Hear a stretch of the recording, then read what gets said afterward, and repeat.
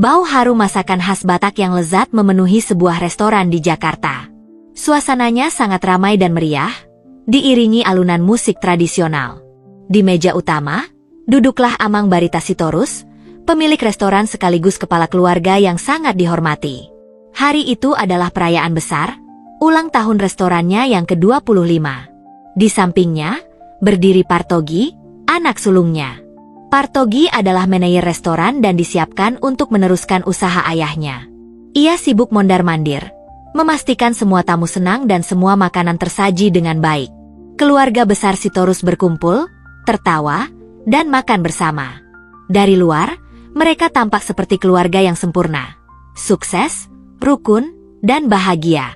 Tapi, di balik semua senyum itu, ada sebuah rahasia. Rahasia tentang seorang anak bungsu perempuan bernama Tiur, yang namanya sudah tidak pernah disebut lagi selama 20 tahun.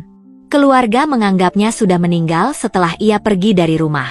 Keriuhan pesta tiba-tiba terhenti saat seorang pria muda yang berpenampilan rapi masuk restoran. Dia jelas bukan salah satu tamu.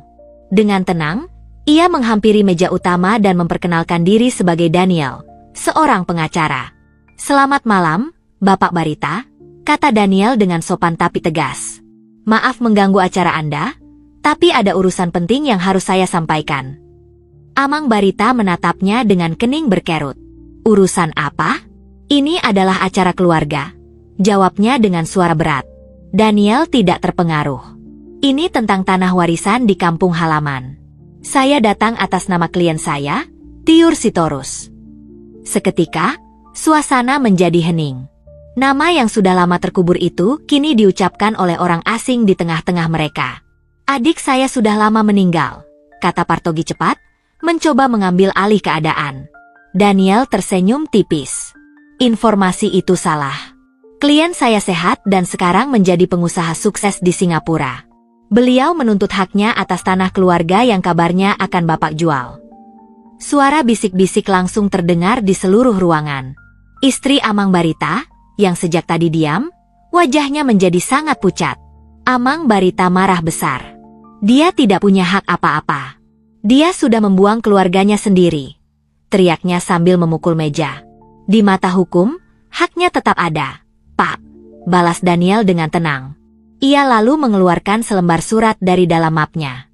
Ini surat yang ditulis langsung oleh Ibu Tiur. Seluruh keluarga inti kini berkumpul di sebuah ruangan khusus. Suasananya sangat tegang. Daniel mulai membacakan isi surat dari Tiur. Surat itu bercerita tentang betapa sulitnya Tiur memulai hidup baru seorang diri, bagaimana ia bekerja keras hingga sukses, dan betapa sakit hatinya ia saat tahu keluarganya sendiri menganggapnya sudah tiada. Partogi menatap ayahnya dengan bingung dan marah. "Ayah, jadi selama ini ayah tahu kalau Tiur masih hidup?" Amang Barita tidak menjawab, ia hanya membuang muka. Setelah selesai membaca surat, Daniel melipatnya kembali. "Klien saya tidak ingin masalah ini dibawa ke pengadilan. Dia hanya ingin apa yang memang menjadi miliknya." "Miliknya?" potong Partogi. "Setelah dia membuat malu seluruh keluarga." Daniel menatap Partogi dengan tajam. Kemudian, ia mengungkapkan sebuah fakta yang mengejutkan semua orang. "Bukan hanya hak atas tanah," kata Daniel, suaranya kini terdengar lebih pribadi, "tapi juga hak seorang cucu untuk diakui oleh kakeknya." Semua orang di ruangan itu terdiam. "Ibu saya, Tiur Sitorus, adalah wanita yang hebat," lanjut Daniel, sambil menatap lurus ke arah Amang Barita yang tampak kaget. "Dia membesarkan saya sendirian sambil membangun usahanya. Nama saya Daniel. Saya adalah anak laki-lakinya." Kebenaran itu seperti ledakan bom. Pria yang berdiri di hadapan mereka bukan orang asing. Dia adalah cucu Amang Barita, keponakan Partogi. Darah daging mereka yang selama ini tidak pernah mereka ketahui keberadaannya. Istri Amang Barita pun menangis terseduh-seduh, tak kuasa lagi menahan kesedihan yang ia pendam selama puluhan tahun. Kini, semua rahasia harus diungkap. Partogi yang merasa dibohongi seumur hidupnya menuntut jawaban dari sang ayah. "Kenapa? Yah? Kenapa ayah tega melakukan ini? Kenapa ayah bilang Tiur sudah meninggal?" Amang Barita akhirnya terpojok. Wajahnya yang selalu terlihat keras kini menunjukkan kepedihan. Ia menatap cucunya, Daniel, lalu ke seluruh keluarganya. Rahasia terbesar yang menjadi alasan semua ini pun terungkap.